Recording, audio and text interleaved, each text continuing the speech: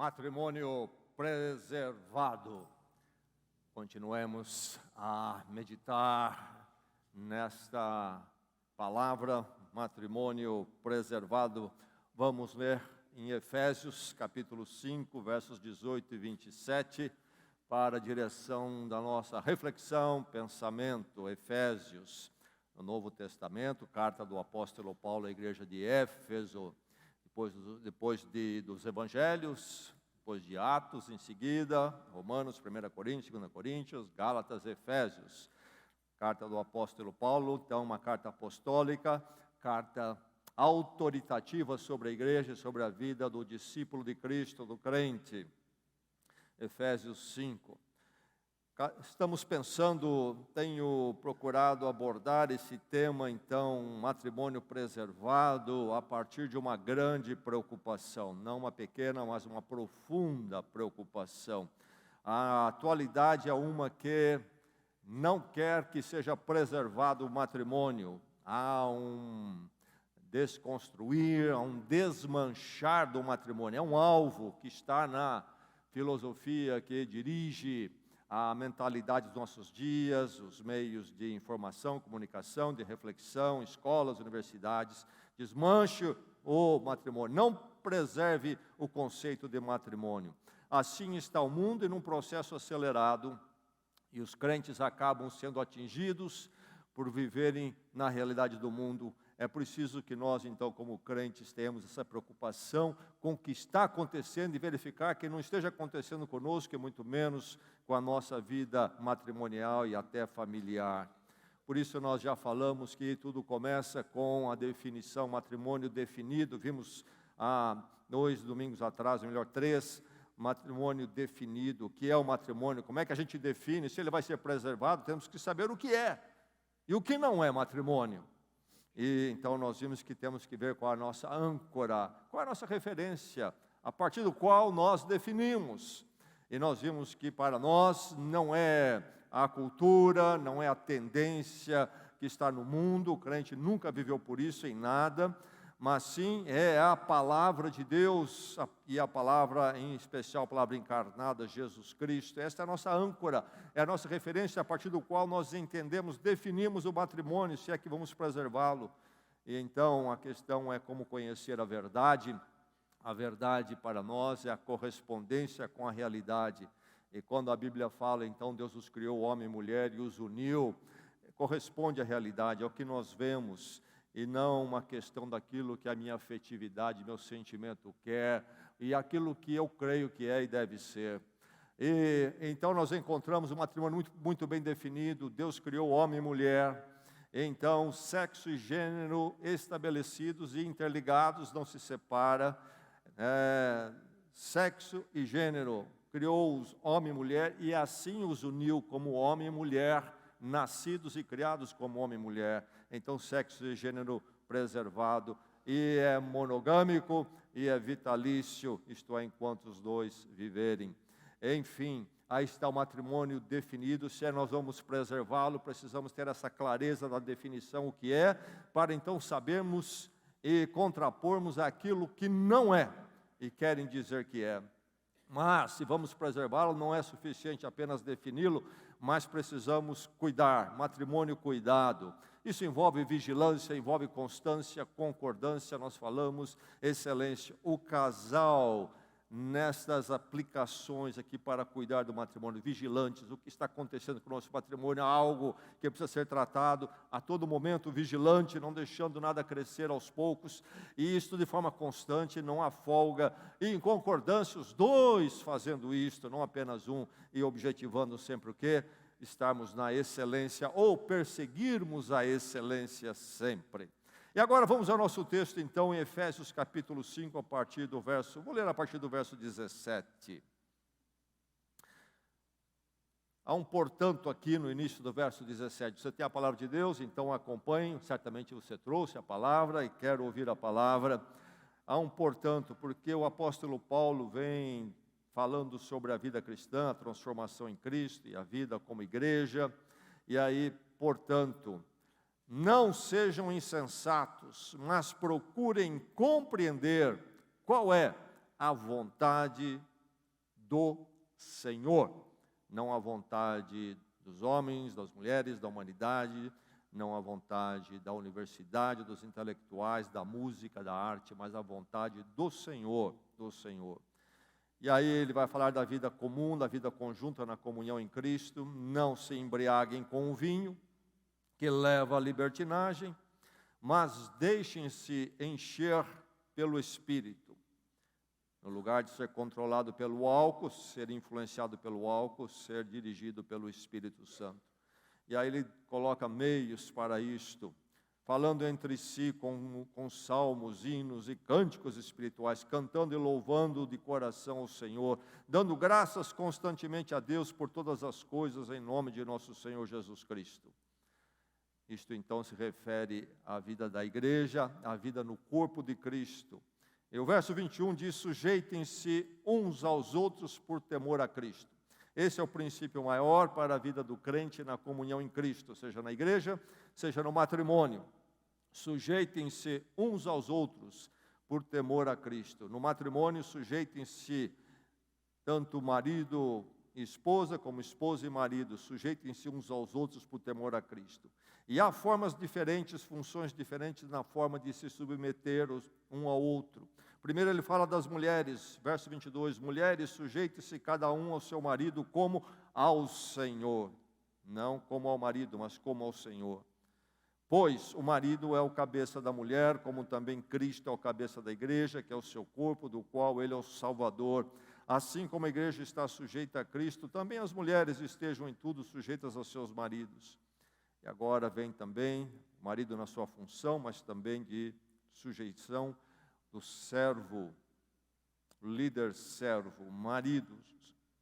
Ame cada um a sua mulher, assim como Cristo amou a igreja e entregou-se na cruz por ela, para santificá-la, tendo-a purificado pelo lavar da água mediante a palavra, e para apresentá-la a si mesmo como igreja gloriosa, sem mancha nem ruga ou coisa semelhante, mas santa e inculpável. Da mesma forma, os maridos devem amar cada um a sua mulher, como a seu próprio corpo. Quem ama a sua mulher, ama a si mesmo. Além do mais, ninguém jamais odiou o seu próprio corpo, antes o alimenta e dele cuida, como também Cristo faz com a igreja, pois somos membros do seu corpo. Por essa razão, o homem deixará pai e mãe e se unirá à sua mulher, e os dois se tornarão uma só carne. Este é um mistério profundo, refiro-me, porém, a Cristo e à igreja. Portanto, cada um de vocês também ame a sua mulher como a si mesmo. E a mulher trate o marido com todo o respeito. Então, o verso 17 diz: portanto, não sejam insensatos, mas procurem compreender qual é a vontade do Senhor. O verso 21 diz: sujeitem-se uns aos outros por temor a Cristo. O verso 22 diz: mulheres, sujeite-se cada uma a seu marido como ao Senhor. Verso 25 diz: maridos, ame cada um a sua mulher, assim como Cristo amou a igreja e se entregou por ela, para santificá-la, tendo-a purificado pelo lavar da água mediante a palavra, e para apresentá-la a si mesmo como igreja gloriosa, sem mancha, nem ruga, ou coisa semelhante, mas santa e inculpável. E o verso 33, então, fecha dizendo: portanto, cada um de vocês também ame a sua mulher como a si mesmo, e a mulher trate o marido com todo o respeito. Esta é a palavra do Senhor. Henry Ford foi o homem que revolucionou a produção de automóvel. Já existia o automóvel, mas automóvel era fabricado individualmente, portanto, em quantidades menores.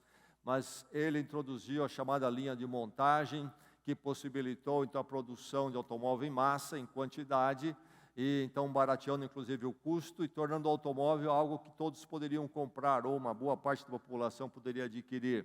Então esse é o Henry Ford, o inventor, mas ele que faleceu em 1947, celebrou bodas de ouro com a sua esposa.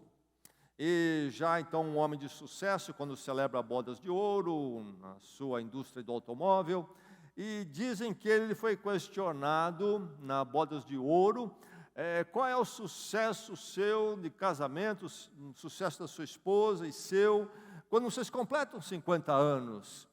Ele respondeu, o segredo é o mesmo que eu apliquei para o automóvel. Eu mantenho o modelo, mas vou aperfeiçoando e aprimorando. Você ouviu?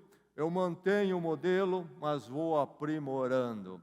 Esta é a verdade que nós precisamos nesta manhã ouvir a partir de Efésios. Este aprimorar. Esse texto de Efésios, vamos lembrar mais uma vez, é um texto escandaloso para o mundo de hoje, para o coração nutrido, moldado pelo pensamento da cultura, que é individualista, narcisista e está na guerra dos sexos. E então, esse texto então não serve, escandaliza o mundo. Ele é um texto, esse texto de Paulo em Efésios, é um texto muito proveitoso e edificante, e é entendido para quem já recebeu, compreendeu e recebeu o amor de Cristo pela igreja, isto é, o amor de Cristo por você como parte da igreja, parte do corpo de Cristo.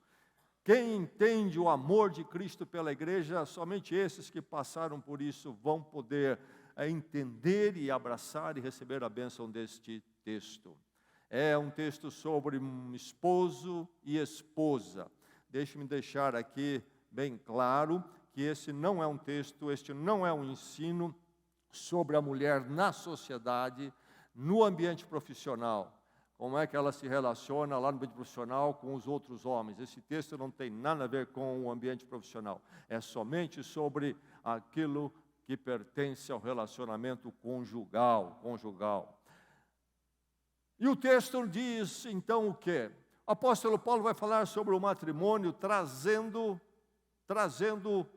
o relacionamento de Cristo com a igreja. A igreja é a noiva, Cristo é o noivo. E então, como que Cristo conquistou a noiva e o que ele faz com a noiva, a igreja. E assim isto deve acontecer no matrimônio. Então, Cristo amou a igreja e se entregou por ela para o quê? Para santificá-la, para apresentá-la a si mesmo como que gloriosa, sem mancha nem ruga, mas santa e perfeita. Então, o que está embutido aqui é a doutrina da santificação, a conversão, regeneração, nascer de novo quando me encontro com Deus através de Cristo. Cristo morreu a minha morte na cruz, clamo pelo perdão dele, entrego minha vida e então uma nova vida no Cristo ressurreto, na ação do Espírito Santo acontece. Vivo para Deus e com Ele para todos sempre, porque Ele me salvou em Cristo. Mas há muito que Deus tem que fazer em mim, agora que sou o filho dele para sempre em Cristo. Isso chama-se santificação. Há muito que está em mim que não pertence ao modo do discípulo de Cristo, do Filho de Deus. Então este é o processo de santificação. Separarmos-nos mais, sermos separados mais do modo de pensar do mundo sem Deus e pensarmos mais conforme Deus e a sua palavra. Santificação é processual, a santificação. Ninguém chegou lá ainda. Como diz o apóstolo Paulo em Filipenses, ainda não cheguei lá, mas prossigo para o alvo. O apóstolo, com décadas de apostolado, diz, não cheguei lá ainda. Quem sou eu então? Deus está trabalhando em mim ainda, tenha um pouco de paciência comigo, estou em obras, enfim, mas vai ficar tremendo quando ele terminar, naquele dia da glorificação na presença dele. Mas enfim, é um processo. Então, da mesma forma, o matrimônio deve ser tratado. É isto que Paulo está dizendo aqui, como Cristo faz com a igreja. Assim, o marido e então mulher também, como colaborador aqui, todos os dois fazendo a mesma coisa, olhando para o aprimoramento, como Cristo aprimora a igreja, aprimora o seu discípulo, também marido e mulher devem estar aprimorando o matrimônio e não tornando-o inferior, cada vez pior. Como é que está o seu casamento, seu matrimônio? Está piorando? Está ficando mais feio? Está ficando mais desagradável? Está errado. Não é isso que Deus tem para você em Cristo. Note bem, se você está em Cristo, porque é dali que vem o poder e a possibilidade. Seu casamento deve estar sendo aprimorado. Um matrimônio que sempre fica mais belo, fica mais sólido, mais precioso e mais agradável de se viver e desfrutar. Não é triste quando o matrimônio, inclusive de crentes, não é preservado porque não é aprimorado, não é preservado porque não está sendo aprimorado, e se torna então um matrimônio mais desagradável, menos precioso, mais feio. Terrível, terrível. Não é isso que Deus em Cristo tem para nós no matrimônio. O matrimônio precisa ser preservado, então cuidado, e o matrimônio precisa ser aprimorado, se é que nós vamos preservá-lo. Não vamos fazer com o mundo. O mundo não preserva o matrimônio, e o matrimônio deteriora e acaba facilmente, mas aprimorar cada vez mais belo, precioso e agradável. Você está aprimorando o seu matrimônio ou não? Vocês têm essa preocupação, esse cuidado, essa vigilância? Está aprimorando? O que é que as pessoas dizem à sua volta sobre o seu matrimônio? Como é que nós aprimoramos o matrimônio? É preciso que você viva a cumplicidade. Você, esposa, na cumplicidade de trabalhar juntos e fazer juntos. O casal trouxe o primeiro bebê para casa. Nasceu o primogênito. Então vem o pequenino para casa. Transformação total. Um mundo novo agora, coisa que nunca tinham lidado antes. E lá está a esposa fazendo a troca da fralda. E ela convidou o marido. Você quer vir ver como é que é para você aprender como trocar? E ele disse, não, da próxima vez. E ela aceitou com tranquilidade, da próxima vez. Quando chegou outra vez de trocar a fralda, no outro dia, num dado momento lá, ela disse para ele, então, agora você quer vir nessa próxima vez? Ele disse, não. Eu disse, próxima vez, no próximo nenê, não com este aqui agora. Não há esta cumplicidade, cada um quer seguir um caminho, não é comigo, eu sigo o meu jeito, você o seu, e cada um na sua direção. Cumplicidade em coisas simples, como trocar uma fralda, mas há coisas muito maiores e grandes que o casal precisa buscar a cumplicidade. Ou estamos em caminhos diferentes.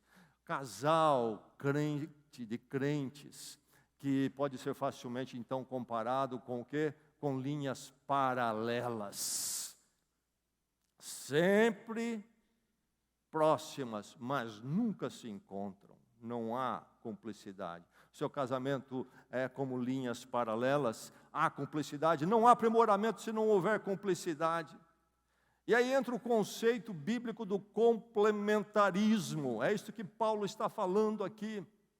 Papel da mulher, papel do marido, todos os dois são formas de sujeição, sujeitem-se uns aos outros, mas a função não é a mesma, homem e mulher é diferente, goste o mundo ou não goste, homem e mulher são diferentes, não são menos dignos, Deus os fez, homem e mulher, os dois são criaturas de Deus e criados à imagem e semelhança dele, segundo Gênesis, mas somos diferentes, funções diferentes. A questão é, os dois vão entrar numa concorrência e numa guerra de sexo, como o feminismo atual prega, especialmente os homens estão cedendo, se tornando andrógenos, ou nós vamos entender na forma bíblica que não é concorrência, mas é cumplicidade, e a palavra técnica é complementarismo. Nós nos completamos, eu entro com algo que minha esposa não tem, ela não é homem, e ela entra com algo que eu não tenho para dar, ela é mulher, e aí então há esta beleza da ação de Deus, do casamento. Sabe, o mundo fala muito em diversidade em nossos dias para defender, por exemplo, a ideologia de gênero. Isso é diversidade. Não é. Diversidade é o que a Bíblia ensina. Deus une um homem e uma mulher. Isso é diversidade. Se eu pôr dois do mesmo, isso não é diversidade, é a mesmice. Não há diversidade. Diversidade é quando se coloca dois diferentes. É o que Deus fez. Deus deu a verdadeira diversidade, homem e mulher. E Ele, então, na maravilha da sua sabedoria, fez o quê? Inventou, criou um negócio chamado matrimônio, onde então, diz, os dois se tornam uma só carne. Que coisa! Unidade na diversidade.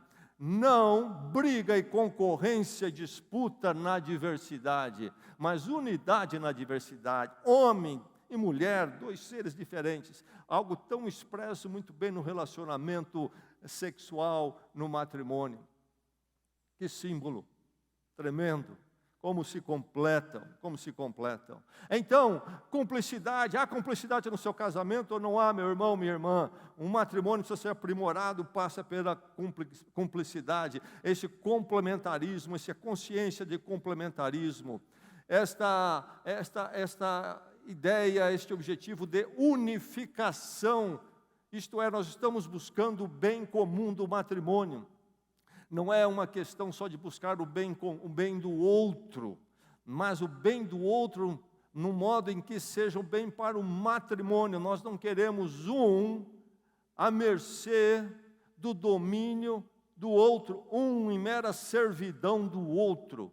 Sim, nós haveremos de nos servir uns aos outros conforme as funções nossas, homem, mulher, marido, esposa, mas sempre com o objetivo do matrimônio.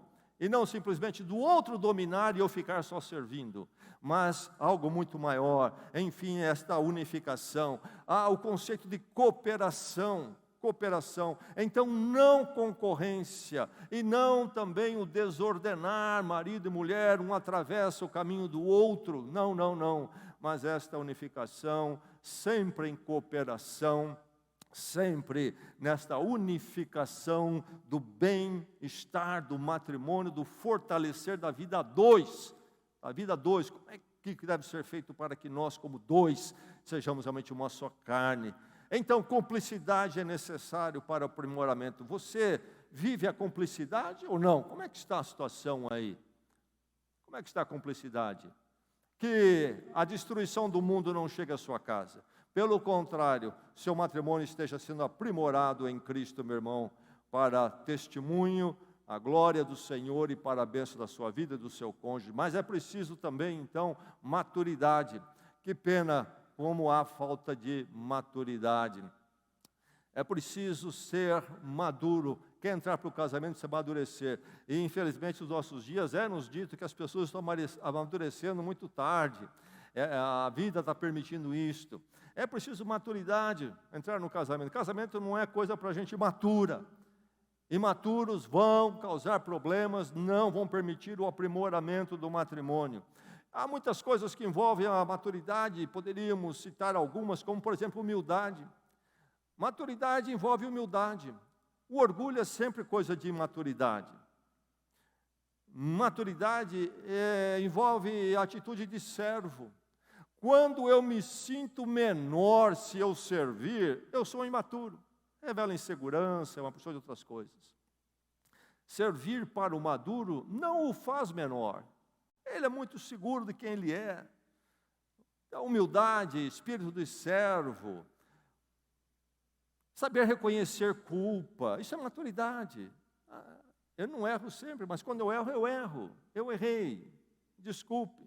Isso é maturidade. Não, se eu reconhecer culpa, eu fico menor, passam por cima de mim, pisam em mim, não é? Eu tenho que sobreviver a esse negócio aqui, é uma selva.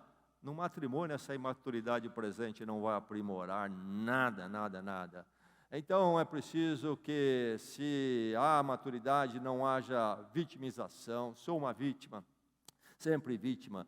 Aquela sensibilidade exacerbada, qualquer coisinha complica tudo. Não entendo que há algumas falhas aqui e ali, há coisas que são mais desconfortáveis para mim, e não, tudo vira uma guerra, sensibilidade exacerbada, sempre difícil. Cuidado com o silêncio punitivo. Como é imaturo isso, silêncio punitivo, quando um não fala com o outro. Um casal que praticava o silêncio punitivo, num dado dia, uma desavença que tiveram, ao invés de serem maduros e resolverem, cada um fechou a cara, não há mais palavras. Estavam já no segundo dia do silêncio punitivo um com o outro. Você vai ver só, você discordou de mim? Você vai tomar uma agora, um silêncio que vai ser uma chicotada em você, imaturidade. Mas enfim, o casal adotava essa tática. E já no segundo dia, foram dormir, ninguém fala um com o outro, mas a esposa, que sempre acordava cedo, bem mais cedo que o marido, e ele precisava pegar um avião para trabalho às 9 horas. E ele pensou, preciso da ajuda da minha esposa para me despertar aqui. Então, não podia falar com ela, ele deixou um bilhetinho ao lado dela, preciso despertar às 6 horas da manhã, por favor, me chame. E deixou do lado dela o bilhete. E foi dormir. No dia seguinte, quando ele acorda, já são 8 horas, perdeu o voo já. E ele pensou, será que ela não viu o bilhete? Não me chamou. Mas quando ele se senta, ele vê um bilhete, acorda, são 6 horas. Silêncio punitivo, coisa de imaturidade. Isso é coisa para criança. Fiquei de mal com você. Não era assim? No meu tempo tinha um negócio de ficar de mal, não sei se tem isso, mudou talvez. Fiquei de mal com você. Tinha até um negócio de cruzar o dedinho assim. Casais praticando, coisa de criança, não há aprimoramento. Amuar. Se não for como eu quero, eu vou dar uma amuada aqui no canto.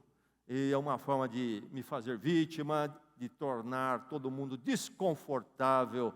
Criança que aprende isso já em casa, ser amuado, ganhar a guerra com os pais, se amuando, e os pais permitem e o modelo permanece. A birra, quantos casamentos onde a birra é comum.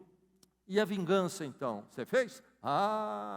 Tem o troco, tem o troco. Coisa de criança, imaturidade, e está por aí em tantos casamentos, lamentavelmente, não há aprimoramento, casamento não é preservado. Teimosia, coisa imatura e teimosia. Como há teimosia? Estou falando aqui a maridos teimosos, que Deus o modifique. Terrível. Imaturidade, teimosia, capricho.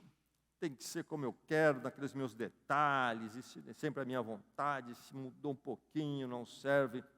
Coisa de criança, imaturidade, criança que ainda não desenvolveu a sua maturidade, mania de controle, quero estar no controle de tudo, insegurança, se eu não estiver no controle, eu me sinto inseguro, vão passar por cima de mim, vão me abandonar, isso é coisa de imaturo, essa mania de controle, essa necessidade de controlar as pessoas, e o egocentrismo então, como é imaturo isso?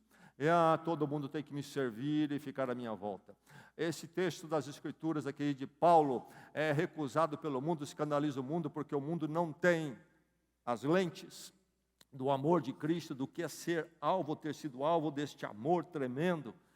E então lê com as lentes do mundanismo, do individualismo, da concorrência, do narcisismo, e aí tem problemas sérios com esse texto, e vai ter mesmo.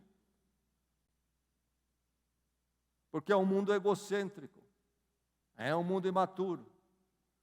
E nós precisamos vencer o egocentrismo. Enfim, meu irmão, cumplicidade, maturidade é necessário para se aprimorar o casamento. Mas então, vamos lembrar do respeito. Respeito, que pena. Tantos casamentos não têm respeito. O famoso filósofo grego da antiguidade, lá do 4º século a.C., Sócrates, era casado com uma mulher chamada Xampides, e disse que era ela rancorosa, ela era questionadora, uma mulher de convivência difícil. E aí questionaram Sócrates, você casou com uma mulher tanto quanto complicada, rancorosa, questionadora, etc. Ele disse, olha, isso aí foi feito de propósito, sabe por quê? Casar com uma mulher rancorosa é algo paralelo a, por exemplo, domar, se você trabalhar para domar cavalos. Então, se você conseguir domar o cavalo mais bravo, não devem trazer o mais manso, mas o mais bravo. Porque uma vez que você domou o mais bravo, você pode domar qualquer um. Como eu me relaciono com seres humanos, como filósofo, tenho que lidar com seres humanos, então, casei com mulher rancorosa, para que, então, eu aprenda a lidar com todo tipo de ser humano. Não. Matrimônio não foi feito pelo Senhor para treinar ninguém como se treina domador de cavalo. Pelo contrário, para uma convivência de respeito. Respeito. Meu irmão, preste atenção, minha irmã, preste atenção nessa palavra, respeito. Afirmar, preservar a dignidade do marido. Afirmar, preservar a dignidade da esposa. Nunca, nunca aviltar a dignidade do outro. Palavrinhas, colocaçõezinhas, atitudes, cuidado. Você mantém o seu cônjuge no lugar da dignidade. Aprimorar exige isto, exige esse respeito, e respeito passa pelo manter a dignidade. Dar sempre a consideração. Tem horas difíceis, somos seres ainda sendo trabalhados por Deus em Cristo. Há muito a ser corrigido em nós. O seu casamento é um casamento de pecadores. Por isso é preciso muita humildade, maturidade espiritual inclusive. E no meio desta imperfeição ainda presente, ter o respeito da consideração um ao outro, apesar da hora mais difícil que possa surgir no casamento, apesar daquilo que a esposa ou o marido possa fazer. Consideração nunca pode faltar, não importa o que aconteça. Dignidade, consideração. Mas o respeito, então, nessas coisas se manifesta principalmente, então, através das atitudes. Cuidado com as atitudes. Atividades que envolvem o desrespeitar. Ah, você então foi lá em tal lugar e demorou, não sei o quê. Agora eu também vou arrumar um programa e vou me estender nesse programa aí, não é? Enfim, coisas legítimas até, mas são feitas para simplesmente o quê? Desrespeitar o outro. Achar que vai resolver os problemas e o conflito através do desrespeito. Mas cuidado com os gestos, meu irmão. Cuidado com os gestos, minha irmã. Cuidado com esta mão, o que ela faz. Cuidado com este rosto, esta face. Que expressões são usadas. Cuidado com os gestos. Não aprenda com novelas. Aliás, deixe a novela para lá. Uma vez, uma pessoa veio aconselhar comigo e começou a contar lá o drama matrimonial, era uma questão matrimonial, e falou, e se dizia crente. E aí, depois de comentar, ele disse, pastor, eu sei que é assim, a gente aprende nas novelas. Pensei, esse é o seu problema. Não aprendeu com a palavra em Cristo, aprendeu na novela. Na novela, bate-se a porta um na cara do outro. Desrespeito. Isso não pertence ao matrimônio. Na novela se dá as costas quando o outro está falando e vai embora. Desrespeito. Na novela também se fala ao ponto de espantar o outro do ambiente. Desrespeito. Cuidado com os gestos, com a mão levantada. Cuidado com os gestos, desrespeito não pode chegar. Meu irmão, por mais difícil que seja a hora, o respeito pelo outro tem que ser mantido. E a solução não passa pelo desrespeito, mas é no respeito que haverá de se tratar as questões. Difíceis, às vezes. Tem que se falar coisas difíceis, sim, mas isto não quer dizer que tem que se ser desrespeitoso. As pessoas confundem, por exemplo, ser franco, honesto, com ser desrespeitoso. Ah, eu sou assim mesmo, comigo é assim, eu falo o que tem que falar. Você quer dizer que você desrespeita? O outro está errado. Realmente deve ser falado o que tem que ser falado, mas com respeito. Cuidado com o gesto, cuidado com a fala. Que tipo de palavra se usa, o que se joga. Cuidado com as generalizações. Você sempre faz assim. O que você quer fazer com isso? Enfim, que pena. No casamento não aprimorado, não se aprimora porque o respeito foi embora, não se pratica a preservação do respeito. E então, por que não no respeito haver um pouco mais de encorajamento um pelo outro? Continue assim. Muito obrigado. Afirmação. Você tem sido um bom cônjuge nessas coisas, quando acontece, ou você só surge na hora que as coisas não são como você quer, aí você se manifesta. Por que não se manifestar também quando as coisas são como você entende ser o caminho correto? Respeito sempre. Não pode faltar o respeito nunca, nunca, nunca. E aí isto tudo vai nos enviar o que é para o dia a dia. Aí que está onde a coisa então vai estourar. A comunicação. A comunicação tem que ser de alto nível. Não pode ser pobre, de alto nível. O marido estava lendo o jornal e ele leu um artigo, uma informativa no jornal que dizia que as mulheres falam 30.000 palavras por dia e os homens falam 15.000 palavras por dia. E ele falou para a mulher, veja o que eu li aqui. As mulheres falam 30.000 palavras, os homens 15.000 palavras. A mulher, a esposa, logo retrucou. Isso porque os homens não ouvem o que a esposa fala, elas têm que repetir. O marido com a cara enfiada no jornal, depois de uns 30 segundos, o que foi que você disse? Comunicação. Comunicação. A chave para o casamento. Creio que o desrespeito, a falta de respeito, a imaturidade e a falta de cumplicidade vai estourar na comunicação. A comunicação fica pobre, fica inferior, não é uma comunicação produtiva. Essa estatística das 30.000 palavras, 15.000 palavras, não sei exatamente qual a base para isto, mas eu vi uma outra que na verdade diz que com relação a assuntos significativos, os casais não gastam mais do que 30 minutos falando sobre as coisas realmente importantes, significativas. Enfim, a comunicação é o que nos torna uma só carne, é o que nos envolve, é o que nos compromete um com o outro, e é o que expressa a nossa cumplicidade, é o que expressa o nosso respeito, é o que expressa, então, tudo aquilo que se refere à nossa maturidade. É preciso manter uma boa comunicação. Como é que está a comunicação lá em casa?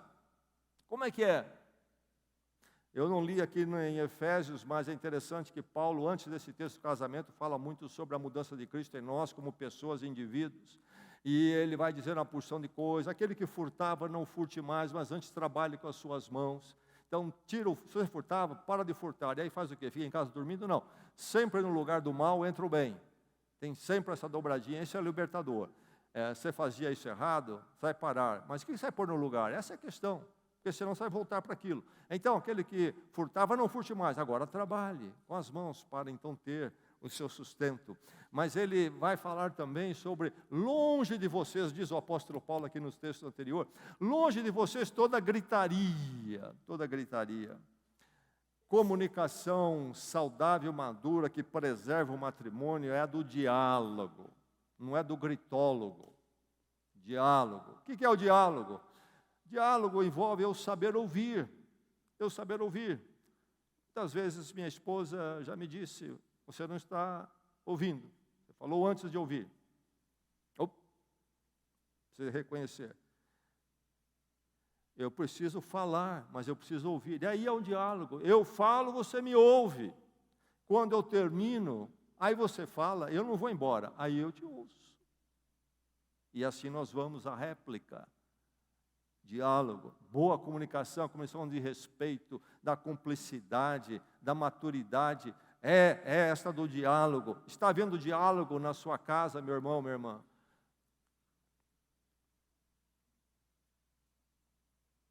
Que pena às vezes que um não ouve o outro até em casas de crentes, mas o vizinho ouve tudo, porque é aos gritos, e ninguém ouve ninguém dentro de casa. E isso precisa ser sempre. Comunicação, então, é sempre, em todas as questões, em todo momento, não se interrompe a comunicação. Enquanto há comunicação entre o casal, há esperança. Enquanto há comunicação entre o casal, há esperança. Quando esse fio é cortado, a esperança morre. Morre. A esperança de restauração, de reconstrução, de aprimoramento, vai embora, vai embora. É preciso manter o canal aberto e sempre fluindo comunicação. Mas então é preciso saber o momento. Tem hora para se tratar cada coisa. Quantos casais não sábios, a sua imaturidade, abordam assuntos um com o outro num momento totalmente errado. Totalmente errado. Um chegou, por exemplo, cansado do trabalho, o outro vem descarregando algo importante e complicado. Não dá um tempo nem mesmo para se dar uma esticada, uma relaxada um pouco. Há um momento para tudo. Às vezes há algo que precisa ser corrigido e aconteceu, mas aconteceu na frente de estranhos, de terceiros. Não é ali que se corrige a questão com o cônjuge, fazendo um cirquinho para todo mundo ver. Depois, no reservado, no privado, se trata as questões. Enfim, poderia falar de muito de momento. Não é verdade? Na presença de casais, às vezes, eu já passei, fiquei envergonhado por eles. Falta esta maturidade, essa cumplicidade, falta este respeito, e a comunicação é feita nos momentos piores. E cuidado com o modo que se comunica. A questão não é só falar a coisa certa, mas falar do modo certo. Não é só falar a coisa certa, mas falar do modo certo. Há um modo de se falar. Um modo que é respeitoso, que afirma a dignidade, preserva a dignidade. Preservar o casamento exige a comunicação, que deve ser no modo sábio. Eu vou falar de uma forma que pode produzir entre nós a redenção de onde estamos. Eu vou falar de um modo que vai edificar e não agravar e destruir mais o que já está ruim. Existe no estudo da arte do debate, existe uma classificação de formas de argumento que pode se usar. Argumentos recomendáveis, outros não. Há um que é chamado de, com um nome em latim, ad hominem. É quando um debatedor está debatendo então com outro sobre um dado assunto, e um tentando vencer o outro no debate, e um dos debatedores então deixa o assunto em questão, em debate, e passa a atacar a pessoa em coisas que nem tem nada a ver com o assunto em debate. Quantas vezes no matrimônio o recurso a essa estratégia de baixa, que não serve para nada, e começa a se puxar coisas que nada tem a ver com o assunto. Enfim, o modo sábio precisa ser também claro, precisa ser claro na forma que você fala, o outro entender, e precisa ser sempre amistoso. A minha abordagem para com o meu cônjuge, por mais difícil que seja o assunto, não deve ser uma que parece que eu sou inimigo dele. Deve ser sempre um que eu me manifesto como amigo. Há um assunto difícil entre nós, mas eu sou seu amigo. E a minha forma de abordar esse problema entre nós é uma forma amistosa. Casamentos não preservados, porque são casamentos que não são aprimorados. Seu casamento está sendo preservado, meu irmão. Nós estamos preservando o matrimônio na Igreja de Cristo. Nós estamos aprimorando os matrimônios na Igreja de Cristo ou não? E ainda poderíamos falar da necessidade, então, de tudo isso, da transparência. Marido e mulher precisam ser transparentes. Essa é uma das coisas maravilhosas do verdadeiro casamento. E o símbolo maior disto encontramos na experiência matrimonial, já falada lá em Gênesis, e diz lá, e os dois estavam nus e não se envergonhavam. No matrimônio é assim, A nudez física é apenas uma expressão e até simbólico, na verdade, da transparência espiritual e até emocional. Não há barreiras. É interessante o casamento a gente pode falar um para o outro, coisa que a gente não fala para um estranho. Até para um amigo a gente não fala, mas para a esposa, para o marido a gente pode falar, com liberdade. Quantas vezes nós vemos até um amigo com algum problema aí no asseio, que ele descuidou, e nós rodeamos e às vezes não falamos. Mas com o cônjuge a gente fala. Se você estiver na rua e passar um estranho na calçada que descuidou, não limpou direito a face, depois de escovar o dente, onde a pasta tinha escorrido, e ele está uma mancha, um risco branco na face, e você olha, fala, ih, coitado desse aí, vai passar o dia com a cara carimbada e não percebe. Mas se fosse o seu cônjuge, falar, você está com um problema aqui, na hora. É uma maravilha quando entendemos e vivemos o casamento maduro, da transparência, onde não há o que se proteger do outro, aqui você não entra, nisto você não toca. As informações serem sempre partilhadas. Não, esse tipo de informação não passa para o meu cônjuge. vai se criando quartos isolados. É preciso ter uma vida aberta. Será que é algo que o meu cônjuge não pode saber? Eu fui num dado lugar, não pode saber. Minha esposa não sabe de todos os lugares que eu vou durante um dia, às vezes. Às vezes surge um compromisso, eu vou. Eu não peço licença antes de ir e também, se eu chegar em casa, talvez não conte para ela que eu fui. Mas não porque minha vida não está aberta. Se ela perguntar, se alguém falar, não é nada que abale o matrimônio, não é nenhuma surpresa. Porque a vida é aberta. O que eu faço é aquilo que ela pode saber em qualquer hora, não é verdade? Transparência sempre. Quanta gente com coisinhas ali que o outro não pode saber. O outro não pode saber. Então é viver sem assuntos escondidos. Meu celular você não pega, hein? Como está pegando o meu celular? Realmente, se confiamos, não há necessidade de ficar pegando o celular toda hora. Se pegar um celular toda hora para verificar, o casamento já está em frangalhos. Mas também, se pegar o celular é problema, também está em frangalhos. Transparência. Transparência. Cuidado com camuflagem. Cuidado com reserva de confidencialidade. Todos os quartos da minha vida estão abertos para você, meu cônjuge, minha esposa, meu marido. Só esse quarto aqui que você não entra, entendeu? Aí pode se relacionar a finanças, a programas de vida, atividades profissionais, qualquer coisa. Se esse aqui você não pergunta, você não toca, eu não lhe falo sobre isto. Aprimoramento, transparência. Meu irmão, minha irmã, que nós possamos realmente preservar o matrimônio aqui no corpo de Cristo, na sua vida. Jovens que estão sonhando com matrimônio, estejam abraçando os conceitos bíblicos, não do mundo da música, da mídia, do TikTok e de tudo mais por aí, porque não serve.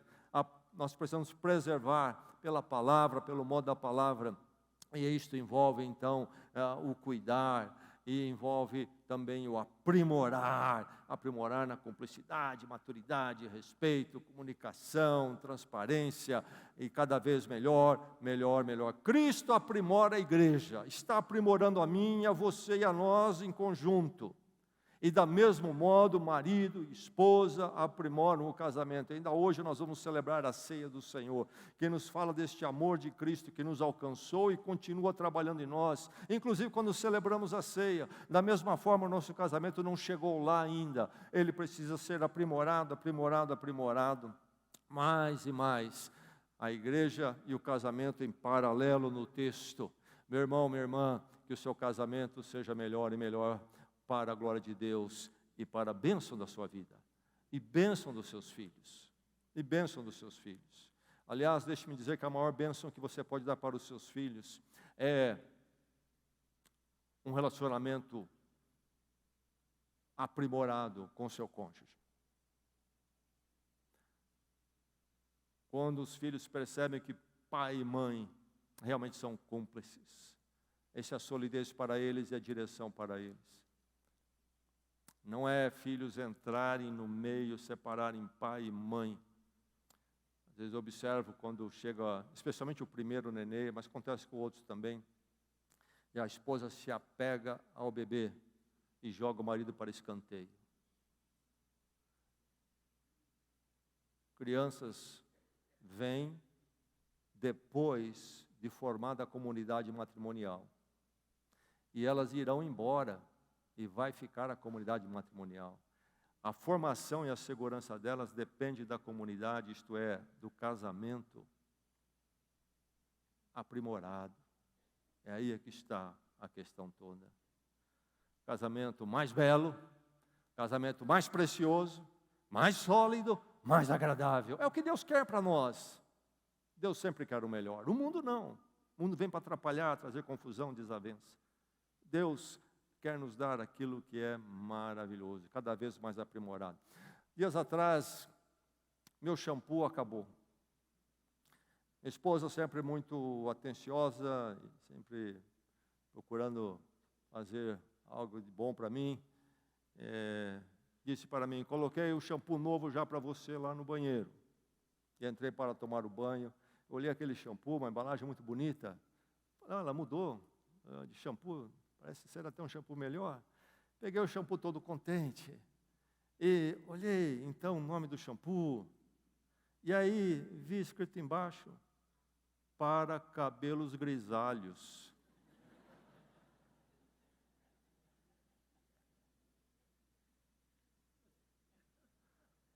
Os cabelos ficam grisalhos, mas o casamento fica melhor.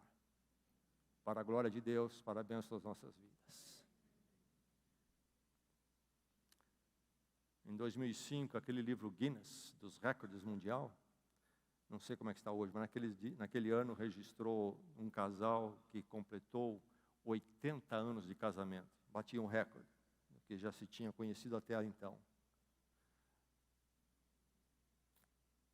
O senhor Percy e a senhora Florence, 80 anos de casado. E perguntaram então a eles, segredo, qual é o conselho que vocês dão? Nunca durma como que rompido, como inimigo. Nunca aconselhe o sono como rompido, como inimigo. Se houve um desentendimento, repare a comunicação. Nunca tendo medo de dizer, sinto muito, desculpe, me perdoe. Aprimorando, aprimorando, aprimorando. É o que Deus em Cristo quer fazer. Que pena que nós deixamos o banquete e vamos para as migalhas.